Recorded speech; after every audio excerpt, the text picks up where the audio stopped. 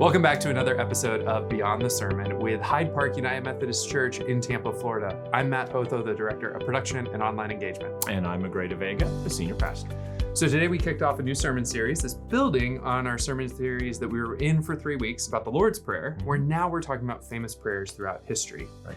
Today we talked about the Wesley Covenant Prayer, and I think I want to just get autobiographical to kind of kick us off. Sure. And I think we'll just enter into your lived experience with this prayer, and maybe your own lived experience with faith, to kind of help see why this prayer is so foundational to you. I mean, when you came to this church 11 years ago, your first sermon series was I'm No Longer My Own. Right. And it was based on the Wesleyan Covenant Prayer as some foundational thing as to where you were going to lead our church. Yeah. And you have over these last 11 years. So the Wesleyan Covenant Prayer, how did you discover it?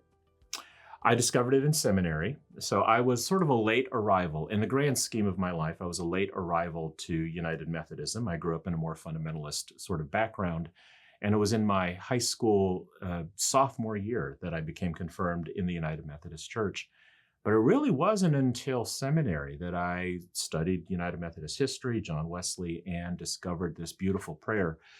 And there was something deep and resonant about it that was not only countercultural, where the predominant culture is to live for yourself, to emphasize your own achievements, your own agency, your own will, your own self-actualization, but also counter to sort of my own natural tendencies to be ambitious and to be driven, to be upwardly mobile. And there's something about this prayer that resonates deeply with one of the hearts of Jesus' message in the Gospels, which is to be self-giving. The first will be last, the last will be first. I've come not to be served, but to serve. Those who want to gain their life shall lose it. I mean, all throughout the Gospels, Jesus is talking about giving of yourself to God and giving of yourself for others. The whole love one another, the Maundy Thursday, the whole idea that Jesus came to give of himself for others is really at the heart of the covenant prayer. And so the convergence of all those things, when I first read it, even in its sort of old English style, which gives it kind of an otherworldly kind of idea, really resonated with me. So you mentioned that you were confirmed in the Methodist Church in your sophomore or junior year of high school. Right. But you were attending Keswick at the time, right? Which is that fundamentalist upbringing that you kind of talked about, right? Sure. So you were in United Methodist Youth Fellowship at Pasadena. Sorry to give your whole background here, but I think this is helpful. In St. Petersburg, Yeah. Well, because I think what's helpful is these are two very different streams to be experiencing faith through. And so, right, because one's telling you, 5-point Calvinism, I would assume, right? Tulip. Yeah. So total depravity, unconditional election, all these different things, right? That kind of get in the way of free will. That really would make you think that, okay, it's all predetermined. And gosh, I hope I'm doing all the right things lest I go to hell. Right. You're confirmed in the United Methodist faith tradition, feel a calling from God to go learn more about that and to go to seminary in that tradition, and then be exposed to a prayer that seems to sort of say, well, we have free will, but it matters how we use it. And it's a prayer that's centered on directing your free will towards the correct thing. Right. So that's absolutely right. And that's really at the heart of what it means to be United Methodist, is that idea that we have free will, that God does not predetermine our choices, that we have agency, we have the ability to dictate the things that we do or not do throughout the day. And that's what makes the covenant prayer so important in the Wesleyan tradition, is that if we didn't have free will, if we didn't have agency, then the idea of offering ourselves to God really doesn't matter. God's going to use us or not use us, whether we choose to cooperate or not. So the whole idea of the covenant prayer is I am taking my full capability to choose and choosing to offer myself to God. Now that's not incongruous entirely with fundamentalist belief. Fundamentalists do to a large degree believe that we need to surrender ourselves to Jesus. That whole song, I Surrender All, that's an important part of the fundamentalist tradition as well. But what's different about this is that it doesn't emphasize simply going to heaven after we die or avoiding hell or eternal punishment. That was the kind of narrative that was driven into me in those early formative years.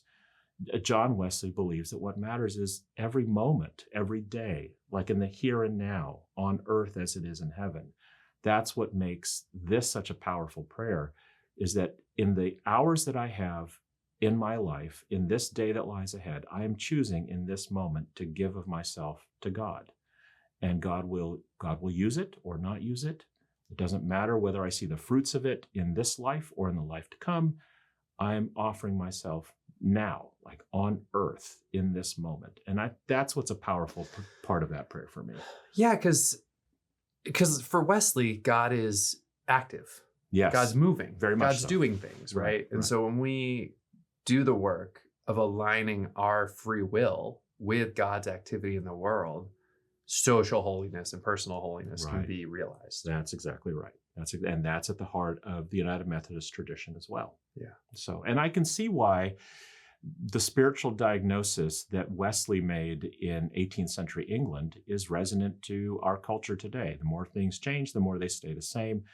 When Wesley took a look at England and saw spiritual apathy, spiritual decline, what he called a dead religion, I think by and large we can see that aspects of that kind of diagnosis in our world today, even in our forms of religion today. And that's why 10 years ago, when I first started as senior pastor here at the church, it felt right to begin with a deep dive that fall in a series we called Not My Own, where I talk about God being a vending machine. And the counter to that is this Wesley Covenant Prayer, where we are not in control of God, where we just put in the right combination of coins and button pushing to get what we want from God. Covenant Prayer reminds us to reverse that we belong to God, that we are to offer ourselves to God and let God do with us whatever God chooses. So you also sat on a word in the sermon, suscipe. Right. Which I'm going to have stuck in my head for a while. Suscipe. Yeah, in preparing for this and just kind of listening to your sermon, I kept saying that word to myself because I just wanted to hear it. And then I started hearing it like Mario from Mario Brothers. Oh, suscipe. Okay, we're going in a different direction today. Sorry, I'm just a father of kids and all that fun stuff. But I think that word is two English verbs put together. Yes. What are the two English verbs that one Latin word is getting at? Yeah. So the prefix means up, and the root word means to take. So suscipe means that you are offering yourself to be taken up by whoever it is you are pleading to. So in this case, it's God, take me up, receive me up. So you're almost saying, I'm giving. Yes. Will you please take? Exactly. Which is really interesting because one is a direction. Well, there's two directions happening there when I think about it. Yeah.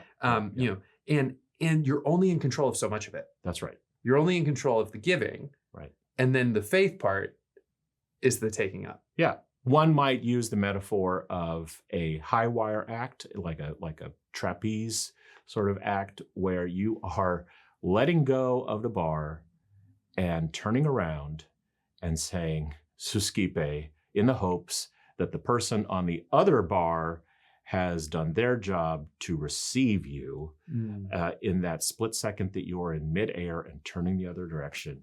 You are hoping that the person is there to catch you. Yeah. So I think that's a really interesting word. The word stuck out to me. I started just doing some Googling on it, some exploring on it, some research on it. Nice. And I was really curious if it occurs in the book of Leviticus. So if you haven't picked up on this yet from any of our Beyond the Sermons, I just find the book of Leviticus fascinating. I think it's a book that we overlook. I think the sacrificial culture in ancient Judaism, in ancient Hebrew religion, gets a bad rap sometimes. And I think it was what Jesus understood when he understood what he was doing in some ways through his life, death, and resurrection. And so I was looking for the word suscipe in Leviticus because there's a Vulgate, which is a Latin translation of the Bible. Monday night, we'll talk all about that if you do our summer pop-up. But there's a Vulgate, and that's the Latin translation of the Greek Septuagint. And, sorry, got to get to the point here. This is why you're a better preacher than I will ever be. Let's go back to Mario. In Leviticus, there's a word offering, right? They're offering things all the time. They're presenting offerings. In Leviticus 1:5, it happens. And it happens all throughout the first 16 chapters of Leviticus. And I thought that would be suscipe. Absolutely. It's not. It's not. It's not. It's offerete. Okay. Which makes sense. Yes, offering, it sure right? does. Sure. Yeah. Totally makes sense. So does the word suscipe, or a derivative of it, occur in Leviticus? And it does. Okay. In chapter 16, which is a huge pivotal chapter in the book of Leviticus, the Day of Atonement, Yom Kippur, which Jews still celebrate today. The Day of Atonement, the day of making things right. And it's the day when the priest offers a sacrifice to God on behalf of the entire community. And only there is the word suscipe used. When the people give the rams and the goats, and the priest takes the rams and the goats, that verb to take is suscipe in Latin. So it's just interesting that at the highest understanding of the sacrificial system, at the biggest single sacrifice that the Jewish people would do every year, that idea of, okay, we are offering this to God, and we are really hoping that God takes this offering. That's where suscipe comes into play there. Wow. It would be interesting. That's fascinating. And it makes sense that it would be a singular usage of that word at the highest moment of offering and receiving that offering. It would be interesting to see if the moment when Jesus says on the cross, "Into your hands I commend my spirit," which is in Christian tradition the highest moment of offering for atonement in all of our heritage, if there's any kind of theological congruence with the idea of suscipe. Yeah, that would be interesting. Yeah. I'll do some research on that after we finish this episode. After you play Mario. Yes, after I suscipe. Gotcha. I don't know what's happening. All right, so I'm going to bring us back together here with one final thing, and that's a modern reading of St. Ignatian's prayer, the suscipe prayer. Yeah. And this is still used in Catholic traditions today. And this particular one is an expanded version of the prayer. So similar to what you did with Wesley Covenant Prayer, where you took each line and you kind of expanded upon it. Yeah. This does the same thing. Excellent.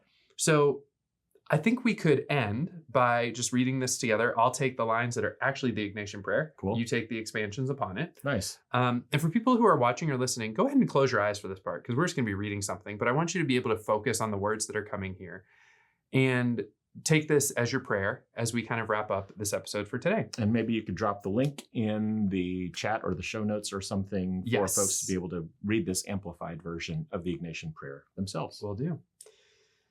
Take, Lord, and receive all my liberty. Take and receive my freedom that I have too often been using to decide who I want to be, so that I become the person you want me to be. Take, Lord, and receive my memory. Take and receive my sense of my past and its meaning, and my sense of who I am. Take and receive my joys that I cling to and the wounds that still linger, so as to live in hope. Take, Lord, and receive my understanding. Take and receive my ability to imagine possibilities, and my ability to be attentive and to generate insights and hypotheses, and to find evidence to determine their truth. Take, Lord, and receive my entire will. Take and receive my love for my family members and friends, my love for your creation, all my likes and dislikes, all of my desires, and my ability to make choices, and the feelings that tend to support or undermine my choices. Take, Lord, and receive all that I have and possess, because in surrendering all to you, it will be purified and made whole, and be mine in the best possible way, because you and I will share what is rightfully precious to me. You have given all to me. To you, O Lord, I return it. All is yours. Dispose of it wholly according to your will. Give me only the grace to love you and to love all else in you. And that is enough for me. Amen. Amen. We'll see you back here next week for another episode of Beyond the Sermon.